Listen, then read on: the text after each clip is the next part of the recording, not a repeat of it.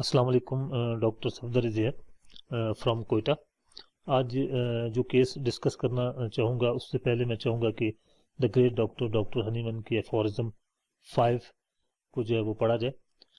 Doctor ہنیمن نے اس ایفورزم میں جو کہا ہے وہ یہ کہا ہے کہ ایکیوٹ کیس اور کرونک کیس کو ہومیوپیتھ فزیشین جو ہے وہ کس طرح ڈیل کریں. تو انہوں نے جو بتایا ہے اس میں یہی بتایا ہے کہ the exciting cause of the disease is a useful to the physician in assisting him to cure.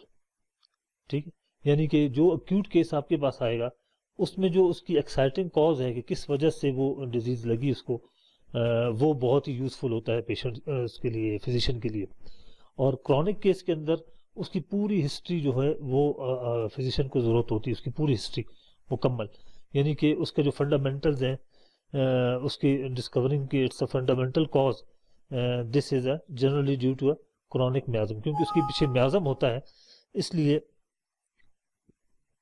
لیے جو ہے وہ اسے بہت زیادہ جو ہے وہ پریشان کرتا ہے. اب اس میں کیا کیا چیزیں سامنے رکھنی چاہیے فزیشینس کو کرونک کیس میں؟ Physical constitution of the patient, his moral and intellectual character, his occupation, mode of living and habits, his social and domestic relations, his age and sexual function. تو یہ چیزیں ڈاکٹر صاحب نے بتائی ہیں کہ آپ نے کیس ٹیکنگ کے دوران ان چیزوں کو سامنے رکھنا ہے.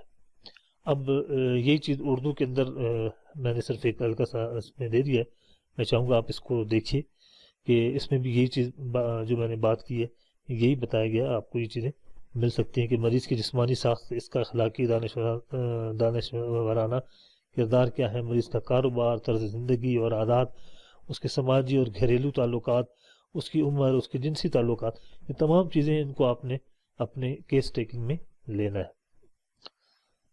اب جس کیس کے بارے میں آپ سے ڈسکس کروں گا وہ ہائپو تھائرائڈ کا کیس ہے، ہائپو تھائرائڈ گوائٹر کا، یعنی کہ گلرڈ جسے ہم کہتے ہیں کہ وہ اس کا کیس ہے. یہ ایک بچی ہے، اس کا کیس ہے جس کا جو ہے گلے میں سویلنگ تھی، سوجن تھی اور وہ ابھرا ہوا تھا.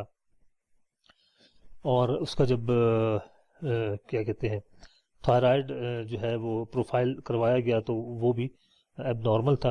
تو اس پر اس کی کیا کیا علامات آئیں، کلینکل علامات تو نہیں ملی، لیکن اس میں جو پیشنٹ کی مائنڈ کی سمٹم بہت ملی اور جنرل سمٹم بہت ملی.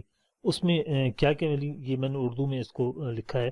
بھوک بہت زیادہ لگتی تھی اس کو، اس کی بہت زیادہ خواہش تھی چاکلیٹس کی، کیک اور پیسٹریز کی. اس کے بعد وہ اس کی خواہش یہ ہوتی تھی کہ وہ ٹھنڈا پانی جو فریج سے ہے وہ لے کے پیے. نیند اس کی جو ہے وہ بڑی بے چین تھی، ریسٹ لیسنس تھی اس کی. رات کو وہ اکیلے بھی نہیں سوتی تھی کیونکہ وہ ڈر لگتا تھا کہ کہیں بھوت نہ آ جائے، اور بھوتوں سے اس کو ڈر لگتا تھا. اس کی ایک وجہ یہ بھی تھی کہ وہ ڈرونی فلمیں، ہاررز مووی بہت زیادہ دیکھتی تھی. اچھا، سمجھانے پر جو ہے وہ اسے اس کی تکلیف بڑھ جاتی تھی. ایک تو یہ بڑا وہ تھا، پھر اگر پیار سے بھی سمجھایا جائے تو تب بھی اس کی تکلیفیں جو ہے بڑھ جاتی تھی. اس کے علاوہ سمجھانے پر وہ رونے بھی لگتی تھی، یعنی اگر اس کو سمجھایا جائے تو تب بھی وہ روتی تھی. اس کے علاوہ وہ کوئی ظلم، کوئی جو ہے وہ زیادتی اس طرح کی اگر کوئی چیز دیکھ لیتی، کیونکہ وہ فلمیں زیادہ دیکھتی تھی اور ہارر موویز کے اندر یہ چیزیں بہت زیادہ ہوتی ہیں، تو اس کا اثر ایسا تھا کہ کریولٹی جو ہے وہ برداشت نہیں کر سکتی تھی. اس کے علاوہ ہر چیز کو سنبھال کر رکھنا اور بہت زیادہ ذمہ دار، یعنی گھر میں بچوں، اپنے چھوٹے بھائی بہنوں کو بھی بہت زیادہ توجہ دیتی، ان کا خیال رکھنا. اور اس کے علاوہ اس کو انجیکشن اور سوئی سے بہت زیادہ ڈر لگتا تھا، وہ برداشت نہیں کر پاتی تھی کہ جب دیکھتی تھی تو کہتی تھی کہ میں برداشت نہیں کر سکتی اس کو. تو یہ کچھ علامات ہیں جو اردو میں لی گئی. اب ریپرٹریز کے اندر اگر آپ دیکھیں تو یہ سمٹمز ہیں اس کے. آپ کو اسٹمک کے اندر ایپیٹائٹ ریونیس ملے گا، یعنی کہ بہت زیادہ شدید بھوک. اور جنرل فوڈ اینڈ ڈرنکس کے اندر آپ جائیں گے تو پیسٹری ڈیزائرز ہے، گڈ فوڈ اینڈ ڈرنکس میں چاکلیٹ ڈیزائرز ہیں. اب یہ وہ چیزیں ہیں جو ڈیزائرز تو بچے ہیں نا، وہ تو ان چیزوں کو شوق سے کھاتے ہیں، لیکن آپ نے سمٹم کب لینا ہے؟ جب وہ سمٹم پیکیولر ہو، خاص ہو. کیونکہ اس کے والد نے یہ بتایا کہ یہ اس حد تک اس کو شوق ہے چاکلیٹس کا، پیسٹری کیک کا، کہ یہ کھانا نہیں کھائے گی جب تک یہ چیزیں نہ کھا لیں. تو یہ بہت زیادہ پیکیولر ہو گیا. اس کے علاوہ وہ آپ اگر جنرل اور فوڈ کے چیپٹر میں جائیں گے ڈرنکس میں، تو cold drinks, cold water desire, یہ آپ کو وہاں ملے گا، اور اس کی وہاں تمام میڈیسن ملے گی. سلیپ، میں نے بتایا کہ ریسٹ لیس چلڈرن ان، یہ آپ کو سلیپ کے اندر چیپٹر میں ملے گا. مائنڈ چیپٹر کے اندر فیئر آف ہوسٹ ہے، میں نے بتایا کہ اس کو جو ہے بھوتوں سے ڈر لگتا ہے. اس کے علاوہ horrible things, sad stories affected ہر پروفاؤنڈلی. ٹھیک ہے، یہ آپ کو روبرک مل جائے گا. اور اس کے علاوہ جو ہے آپ کو باقی جو روبرکس کے ہیں وہ بھی مائنڈ میں ملیں گے.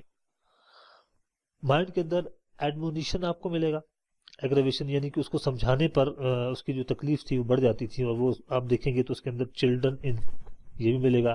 ایڈمونیشن، ایگریویشن، کائنڈلی ایون، جب اسے پیار سے سمجھایا جائے تب بھی اس کی تکلیف بڑھ جاتی ہے. اور ایڈمونیشن فرام ویپنگ، جب وہ اس کو خود سمجھاتے تھے، اس کی نصیحت کرتے تھے، تو تب وہ رونے لگ جاتی تھی. کروئلٹی آپ کو بتایا کہ سینگ اور hearing cruelty can not bear, برداشت نہیں کر سکتی کوئی بھی جو ہے وہ ظلم، کوئی زیادتی وہ جب دیکھتی تو وہ برداشت نہیں کر پاتی تھی. اور اس کے علاوہ آرڈر ڈیزائر فار میں نے آپ کو پہلے بتایا کہ ہر چیزوں کو بہت ہی سنبھال کے اپنی چیزوں کو رکھتی ہے، کسی کو دیتی بھی نہیں تھی، اپنے بھائی بہنوں کو بھی. تو ہر چیز کو اپنی الماری میں، اپنے سیر میں بہت ہی طریقے سے، سلیقے سے سنبھال کے رکھتی تھی. اس کے علاوہ mind responsibility, taking responsibility to seriously. ٹھیک ہے، یہ میں نے پہلے بتایا کہ بہت زیادہ ذمہ دار تھی، گھر کا، بچوں، اپنے چھوٹے بہن بھائیوں کا خیال رکھنا، تو یہ اس میں. Mind fear pain of the pain, unbearable that the pain will, یہ آپ کو مائنڈ کے اندر، فیئر کے اندر ملے گا کہ وہ انجیکشن کو دیکھ کر بالکل جو ہے وہ ڈرتی تھی کہ کہیں اسے بہت زیادہ شدید درد ہوگا، اور وہ درد برداشت نہیں کر پاتی. اب جب ان تمام سمٹمز کو ہم نے رڈار میں جو ہے وہ سرچ کیا، تو یہ تمام سمٹمز جو میں نے آپ کو پہلے بتائے، وہ تمام سمٹمز جو ہے ہمیں اس میں ملے. اور اس کو ریپرٹائز جب کیا گیا تو اس کی سنگل میڈیسن جو نکلی، اینڈ دیٹ واز اے کارسینوسن. تو کارسینوسن جو ہے وہ اس کو دی گئی، اور اس سے اس کے ہائپوتھائرائڈ کا جو دوبارہ پروفائل کیا گیا تو وہ ڈیفینیٹلی بہت کم آیا، اور اس کی سویلنگ اور وہ ختم ہو گیا، کیونکہ وہ ہائپوتھائرائڈ کا کیس ہی نہیں تھا. اس کے سمٹم ہی اس کی کانسٹیٹیوشن کے حساب سے مائنڈ کے سمٹم بہت زیادہ مل رہے تھے. ویڈیوز آپ کو اچھی لگ رہی ہیں، لیکچر اچھے لگ رہے ہیں، تو پلیز کامنٹس کریں، لائک کریں اور سبسکرائب کریں. السلام علیکم.